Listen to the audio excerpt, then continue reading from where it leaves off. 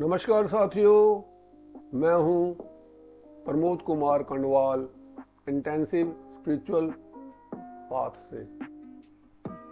जब भी किसी भी युग में समुद्र मंथन होता है तो सबसे पहले विष ही बाहर निकलता है। जब सारा विष बाहर निकल जाता है, अन्य पदार्थ भी बाहर निकल जाते हैं, कुछ भी शेष नहीं रहता। तब सबसे अंत में अमृत बाहर निकलता है।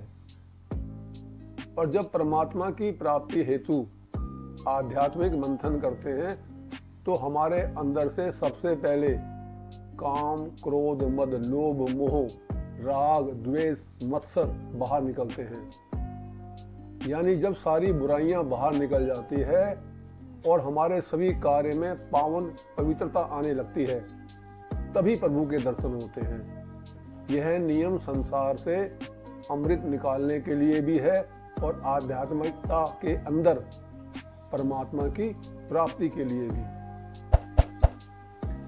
यदि समुद्र के अंदर से जहर बाहर नहीं निकलता तो अमृत को बाहर निकलने के लिए भी रास्ता नहीं मिलता, क्योंकि क्वालिटी हमेशा कम होती है और क्वांटिटी ज्यादा। समुद्र में जहर अधिक था और अमृत कम। इसी प्रकार मनुष्य को परमात्मा की प्राप्ति करने से पहले अपने अंदर की सभी चारित्रिक कमियों को दूर करना जरूरी होता है, ताकि परमात्मा के अमृत को बाहर आने का रास्ता मिले।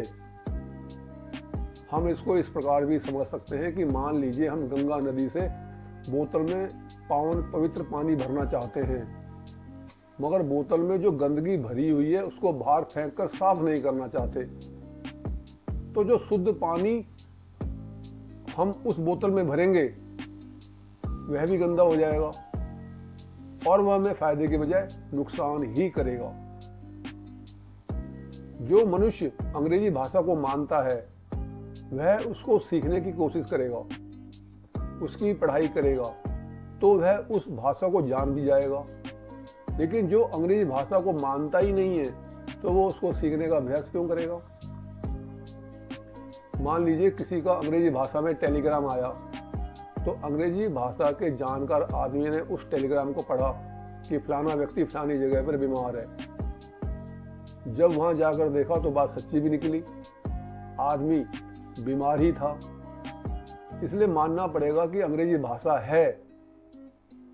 ऐसे ही जो ईश्वर की प्राप्ति में सच्चे हृदय से लगे हुए हैं, उनका संग करने से, उनकी बातों को सुनने से, उनके अनुसार चलने से हमें शांति भी मिलती है, परमात्मा की प्राप्ति भी होती है। मगर सबसे पहले हमें भगवान को मानना होगा। आंख बंद करके उस पर विश्वास करना होगा। अंधविश्वास यदि करना है तो भगवान पर करें। यह बात उन पर लागू है जो चिंतन मनन नहीं कर सकते और जो ज्ञान योग के आधार पर चलते हैं। उनको अंधविश्वास करने की जरूरत नहीं। वह ज्ञान के माध्यम से ही परमात्मा के गुणों को पहचान लेते हैं और भक्ति प्रारंभ कर देते हैं।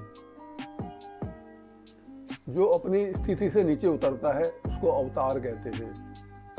जैसे कोई टीचर बच्चे को जब पढ़ाता है, उसको ABCD सिखाने से पहले खुद ABCD बोलता है, यानी उसको बच्चे के स्तर पर आना होता है।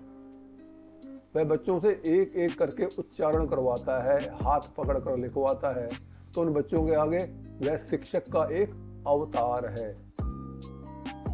इसी प्रकार परमपिता परमात्मा भूमि में उस समय अवतार लेते हैं जब वह समझते हैं कि अब चारित्रिक मूल्यों का बहुत ह्रास हो गया है। उनको हाथ पकड़कर सिखाना होगा, समझाकर बताना होगा, और जरूरी हुआ तो दंड भी देना होगा, क्योंकि ये दुनिया परमात्मा ने बनाई है तो चला भी वो ही रहा है। जब उसे महसूस होता है कि मेरी जरूरत वहां पर अब एक मानव के रूप में है, तो वह अवतार भी लेता है। वह संसार के सारे नाटक करता है, जैसे जन्म लेता है, मगर 9 महीने गर्भ में नहीं रहता। वह दुख दर्द का एहसास भी सबके सामने करता है, जैसे श्री राम जी ने सीता हरण के समय किया, मगर अंदर से उसे कोई परेशानी नहीं होती। जो बुद्धिमान जन होते हैं उनको पहचान लेते हैं तथा हीरे जन्म का फायदा उठाकर उनके साथ ही प्रभु धाम में लौट जाते हैं। संत भी सर्वज्ञ होता है और भगवान भी, फिर भी दोनों में बहुत अंतर होता है। जो साधन करके शक्ति प्राप्त करते हैं उनकी सामर्थ्य तथा सर्वज्ञता सीमित होती है। वह किसी दूर के विषय को, किसी के मन की बात को जानना चाहें तो जान सकते हैं, मगर उसको जानने के लिए उनको अपनी मनोवृत्ति लगानी पड़ती है, प्रयास करना पड़ता है, ध्यान लगाना पड़ता है, अपने पुण्य को खर्च भी करना पड़ता है। इसके बावजूद भी वो कभी सफल होते हैं तो कभी असफल भी हो जाते हैं। सही मायने में प्रभु ही फैसला करते हैं कि संत जो जानना चाहता है इसको बताया जाए या नहीं। प्रभु को उचित लगता है तो संत को सफलता मिल जाती है। प्रभु को लगता है कि रहस्य बने रहना चाहिए तो संत जानने के प्रयास के पश्चात भी नहीं जान पाता। यानी प्रभु हर हालत में, स्थिति में, परिस्थिति में, चाहे वो देवी देवता हो, चाहे अवतरित पुरुष, चाहे ब्रह्मा विष्णु में ऐसी क्यों ना हो, अंतिम फैसला सिर्फ परम पिता परमात्मा का ही होता है, क्योंकि सबकी रिपोर्टिंग परमेश्वर को ही होती है, जो सभी ईश्वरों का भी ईश्वर है। संत और भगवान में नहीं कोई जादू मंत्र, संत है सीमित, भगवान असीमित, बस एक यही है अंतर।